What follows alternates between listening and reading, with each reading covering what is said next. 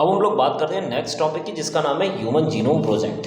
Human genome project एक बहुत बड़ा प्रोजेक्ट था, जिसको हम लोग क्या बोल सकते हैं, मेगा प्रोजेक्ट बोल सकते हैं। अब इसका मतलब क्या था, जैसे दो इंसान हैं, इन दो इंसानों का डीएनए के सीक्वेंस को अगर हम देखें तो ये कहीं ना कहीं पर एक दूसरे से बिल्कुल अलग भी होते हैं, लेकिन कुछ जगहों पर ये एक दूसरे से कैसे होते हैं, सेम होते हैं। तो इसी चीज़ को, इसी गुत्थी को सुलझाने के लिए एक प्रोजेक्ट चलाया गया था, जिसको बोलते हैं human genome project. Human genome project एक मेगा प्रोजेक्ट था, जिसको 13 साल तक चलाया गया था। मींस इसकी स्टार्टिंग हुई थी 1990 से स्टार्टिंग हुई थी, और ये कब खत्म हुआ था, 203 ऑन द पेपर खत्म हुआ था। लेकिन अगर रियलिटी की बात करें तो ये कब खत्म हुआ था, 2006 में खत्म हुआ था। ह्यूमन जीनोम प्रोजेक्ट की अगर हम बात करें तो इसमें 6 कंट्रीज जो थी वो सबसे ज़्यादा पार्टिसिपेटेड थी, जिसमें कि हमारी फ्रांस, जर्मनी और क्या कहते हैं, फ्रांस है, जर्मनी है और अमेरिका। ये 3 जो है वो जापान, ये सबसे ज़्यादा पार्टिसिपेटेड कंट्रीज थी। इसका अगर ओवरऑल खर्चा बताएं तो इसमें ओवरऑल बोला गया था कि लगभग कितना बिलियन खर्च होगा, तो 9 बिलियन US डॉलर जो है वो खर्च हो रहा था, जिसमें एक बेस पेयर को ओपन करने के लिए $3 लगभग लग रहा था। अगर हम बात करते हैं किसी भी प्रोजेक्ट को चलाने के लिए, तो किसी भी चीज़ को आप कोई भी वर्क करते हैं तो आपके कोई ना कोई गोल्स होते हैं, कोई ना कोई आपका थिंकिंग होती है कि हाँ मैं इस वजह से कर रहा हूँ। तो इसी तरीके से ह्यूमन जीनोम प्रोजेक्ट के लिए भी कुछ गोल्स थे। ह्यूमन जीनोम प्रोजेक्ट का जो गोल्स थे, सबसे पहले आपको ये याद रखने क्या क्या गोल्स थे। तो ह्यूमन जीनोम प्रोजेक्ट का सबसे बड़ा गोल था आइडेंटिफाई करना, पहचानना। किसको पहचानना, 20,000 से लेकर 25,000 तक जो जीन ह्यूमन के अंदर प्रेजेंट है, इनको पहचानना। प्लस लिंकेज मैप, इन जीन्स के बीच में क्या लिंक्ड है, इसके बारे में भी जानकारी लेना। ये किसका मेन मोटिव था, ह्यूमन जीनोम प्रोजेक्ट का। उसके बाद जितने भी इंसान के अंदर जितने भी बेस पेयर्स हैं, इनको एक सीक्वेंस में देखना, प्लस इनके बारे में भी बताना कि किस तरीके से ह्यूमन डीएनए को बनाते हैं। तीसरा, टू स्टोर द डाटा, जो भी डाटा कलेक्ट हुआ है उसको पूरी तरीके से क्या करना, मैनेज करना। फिजिकल ह्यूमन जीनोम जो है, ह्यूमन जीनोम का जो है, इसकी क्या बनाना, एक जीनोमिक लाइब्रेरी बनाना। मतलब किस तरीके से वर्क करते हैं, हर एक जीन किस तरीके से वर्क करता है, इसके बारे में भी सारी जानकारी। प्लस जो भी जानकारी मिल रही है उसको अदर सेक्टर्स में उसको ट्रांसफ़र करना, जैसे इंडस्ट्री में, ताकि वो हमारे लिए कैसी हो सके, वेरिएबल हो सके। टू एड्रेसेस, साथ ही साथ इथिकल, लीगल और सोशल इशूज़ जो प्रोजेक्ट्स में आएंगे उनका भी उसको ध्यान रखना। इसके अलावा अगर हम देखें तो ह्यूमन जीनोम प्रोजेक्ट का एक रूल ये भी था कि जितनी भी जो जीन्स हैं, इनके द्वारा होने वाली जो हेरिडिटरी डिजीज़ हैं उनको भी फाइंड आउट करना, प्लस उनको कैसे सॉल्व किया जा सके ये भी देखना ह्यूमन जीनोम प्रोजेक्ट के अंतर्गत। साथ ही साथ पेडिग्री एनालिसिस, तो आप लिख सकते हो यहाँ पर, एक्स्ट्रा पॉइंट भी लिख सकते हो, पेडिग्री एनालिसिस के बारे में जानकारी लेना। प्लस जितनी भी हेरिडिटरी डिसीज़ होती हैं इनके बारे में भी जानकारी लेना। ये किसका गोल था, ह्यूमन जीनोम प्रोजेक्ट का गोल था। अगर हम बात करें ह्यूमन जीनोम प्रोजेक्ट, इसके अलावा किस किस का सीक्वेंस आज ओपन किया जा चुका है, तो बैक्टीरिया है, ईस्ट है, एक सीनोरेबिटस एलिगेंस जो एक तरीके का नीमोडोड है, ये आप नाम याद रखिएगा, ये आपसे पूछा जा सकता है। जो सीनोरेबिटस एलिगेंस और ड्रोसोफिला, और प्लांट में राइस और अरबडोप्सिस, ये इनका सीक्वेंस अभी तक ओपन किया जा चुका है ह्यूमन के अलावा। अगर हम बात करते हैं कि इसके क्या एडवांटेजेस हैं, तो हमने देखा कि इसके कुछ एडवांटेजेस हैं, और जो इन्फॉर्मेशन मिली है वो क्या चीज़ मिली है। तो एडवांटेजेस में हमने देखा कि एडवांटेजेस क्या क्या है, कि जब कभी भी ह्यूमन जीनोम प्रोजेक्ट में जीन्स के बारे में हमको जानकारी मिलेगी, तो हमको ये भी अच्छे से जानकारी मिलेगी कि ह्यूमन बायोलॉजी क्या है, किस तरीके से जीन्स बने हैं, उनका किस तरीके से फंक्शन होता है। जब ह्यूमन जीनोम प्रोजेक्ट चलाया गया था तो उसमें कुछ इंफॉर्मेशंस निकल के आई थी, उन इंफॉर्मेशंस के बारे में देखिए। सबसे पहले क्या क्या इंफॉर्मेशन निकल के आई थी।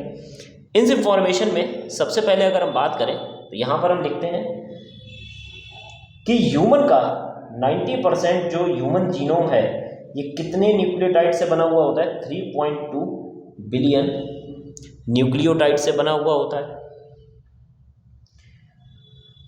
इसके बाद एक ह्यूमन जीन में लगभग कितने न्यूक्लियोटाइड होते हैं, तो 3000 न्यूक्लियोटाइड होते हैं। पूरे डीएनए का या पूरे जीनोम का 2% पार्ट जो है वो स्ट्रक्चरल जीन की तरह बिहेव करता है, मतलब कि किसको कोड करता है, प्रोटीन को कोड करता है। किसको कोड करेगा, प्रोटीन को कोड करेगा। इसके अलावा जो फर्स्ट क्रोमोसोम है, जो हमारा फर्स्ट क्रोमोसोम है, इसके ऊपर सबसे ज्यादा जीन्स होते हैं, 2968 जीन्स होते हैं। और जबकि जो वाई क्रोमोसोम है, इसके पास सबसे कम जीन होते हैं, जिसको हम लोग बोलते हैं 231 जीन्स यहाँ प्रेजेंट होते हैं। और क्या जानकारी मिली थी, 99.9% जो न्यूक्लियोटाइड है वो हर एक इंसान का सिमिलर होता है, केवल जैसे अगर ट्विंस है तो उनका इतना सेम होगा, लेकिन 0.1% वेरिएबल करता है एक दूसरे से। इसके अलावा 50% जो जीन्स डिस्कवर किए जा चुके हैं, उनमें से अभी भी 50% जो जीन्स हैं वो कैसे थे, अनडिस्कवर्ड थे। ये ह्यूमन जीनोम प्रोजेक्ट में जो इंफॉर्मेशन निकल के आई थी गोल्स के बाद में, तो वो यही इंफॉर्मेशन यहाँ पर निकल के आई थी। अब बात करते हैं methodologies of human genome project. Human genome project को ओपन करने के लिए, मतलब कि ह्यूमन जीन को इस प्रोजेक्ट को चलाने के लिए दो मैथोडोलॉजीज यूज़ करी गई थी। एक का नाम था एक्सप्रेस्ड सीक्वेंसिंग टेक्स्ट, जिसको हम लोग बोलते हैं EST, और दूसरे का नाम था सीक्वेंस एनोटेशन। देखिए सिंपल भाषा में अगर बात करें, पहले वाले में टेक्नोलॉजी में केवल यही बोला गया था कि ह्यूमन जीनोम के ऐसे जीन जो प्रोटीन बनाते हैं, मीन्स जिनके पास इंफॉर्मेशन है, केवल उन्हीं के बारे में जानकारी लेनी है जो RNA को एक्सप्रेस करते हैं। लेकिन सीक्वेंस एनोटेशन में ये भी बोला गया है कि हम एक काम करते हैं, कोडिंग और नॉन कोडिंग दोनों तरह के सीक्वेंसेस से जो भी इंफॉर्मेशन मिल रही है, हम सभी ये सीक्वेंसेस को क्या करेंगे, अनकोडेड करेंगे। इसको करने के लिए उन्होंने क्या किया था कि DNA को सबसे पहले सेल से निकाला था, उसको छोटे छोटे फ्रेगमेंट्स में तोड़ा था। देखिए ये बायोटेक का पार्ट होगा जिसमें रेस्ट्रिक्शन एंडोन्यूक्लियाइज एंजाइम की हेल्प से तोड़ा जाता है। फिर जो DNA फ्रेगमेंट्स हैं उनको सुटेबल होस्ट के अंदर, चाहे फिर वो बैक्टीरिया हो तो बैक्टीरिया BAC बोला गया, ईस्ट हो तो YAC बोला गया। इनके साथ में क्या किया जाता है, बाइंड किया जाता है। बाइंड करने के बाद में हमने क्या किया, DNA सीक्वेंसेस के बारे में पता लगाना स्टार्ट किया। ये पूरी प्रोसेस चलती गई, लगभग जो लास्ट सबसे DNA सीक्वेंस पता लगाया गया था वो फर्स्ट क्रोमोसोम का था, और वो लगभग मई 2006 में कंप्लीट हुआ था। ये सबसे लास्ट क्रोमोसोम का सीक्वेंस था। अगर हम बात करते हैं ये सैलिएंट फीचर्स जो मैंने आपको अभी बताए थे, ये कुछ फीचर्स निकल के आए थे जो ह्यूमन जीनोम प्रोजेक्ट के हैं। सबसे पहले कितने बिलियन ऑफ ह्यूमन जीनोम में कितने बिलियन न्यूक्लियोटाइड होते हैं, 3164 मिलियन न्यूक्लियोटाइड बेसिस होते हैं। एक जीन के अंदर कितने बेसिस, इतने बेसिस होते हैं। उसके बाद में नंबर ऑफ टोटल जीन्स जो हैं वो कितने पहचाने गए थे, 30,000 पहचाने गए थे। लगभग जीन्स कितने हो, 30,000, जिसमें से 99.9% कितना होता है, सेम होता है। अननोन कितना परसेंट है, 50% है। 2% जो जीनोम होता है वही प्रोटीन को कोड करता है। ह्यूमन जीनोम के अंदर बहुत बार ऐसा होता है कि रिपीटेड सीक्वेंस पाए जाते हैं। कितने टाइम्स, 100 से 1000 टाइम्स रिपीटेड सीक्वेंस पाए जाते हैं। क्रोमोसोम फर्स्ट पे 2968 जीन्स प्रेजेंट होते हैं, जबकि क्रोमोसोम वाई पर कितना जीन्स होता है, 231 जीन्स होता है।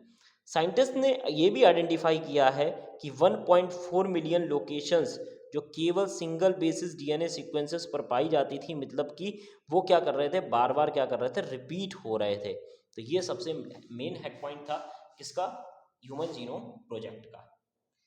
इस ह्यूमन जीनोम प्रोजेक्ट को देखते हुए एक और प्रोजेक्ट चलाया गया था जिसको बोलते हैं राइस जीनोम प्रोजेक्ट। ये राइस जीनोम प्रोजेक्ट जो है, इसको जिस कंपनी ने चलाया था उसका नाम है international rice genome sequencing project, जो कब स्टार्ट हुआ था, सितंबर 1997 में स्टार्ट हुआ था। अगर इसकी बात करें तो ये कहाँ पर स्टार्ट हुआ था, सिंगापुर में स्टार्ट हुआ था। एक international symposium plant molecular biology एक लैब है, वहाँ पर इसको स्टार्ट किया गया था।